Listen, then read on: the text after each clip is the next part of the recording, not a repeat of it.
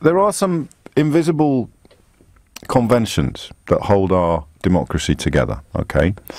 Not the visible ones, like the rules that Vote Leave have broken, but the invisible ones that are what you could best describe as concepts.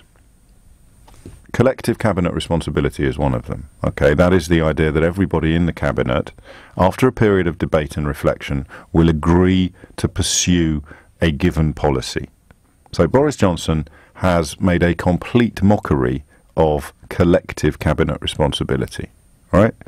So much so that this week you had the incredibly unedifying sight of a foreign secretary offering up support for the ludicrous Ree-Moggian criticisms of Theresa May, while ministers in his own department were offering up public criticism of the ludicrous Ree-Moggian criticism of Theresa May. The reason for that very simply being that the junior ministers in the Foreign Office are honest and Boris Johnson is not.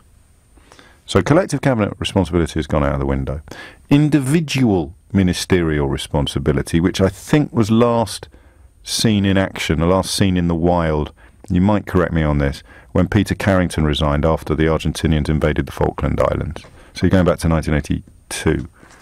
I think that was the last time a minister said, look, I didn't know anything about this. It's not my fault the Argentinians have invaded the Falkland Islands, but I'm the Secretary of State for... Is he Secretary of State of Defence or Foreign Secretary? Foreign Secretary, I think. Either way, he resigned because... Don't have a go at me, I was only 10.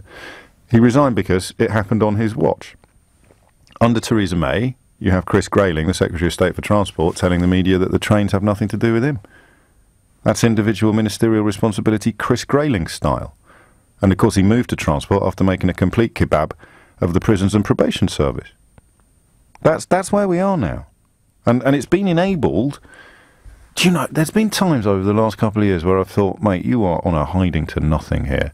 You've got to stop this obsession with the Daily Mail. You've got to stop this obsession with the right-wing media. But how the hell else does a Conservative government get to provide over a complete collapse in collective cabinet responsibility, a complete reverse on any concept of individual ministerial responsibility, and now, if Esther McVey keeps her job, an absolute trashing of the ministerial code, willfully misleading Parliament?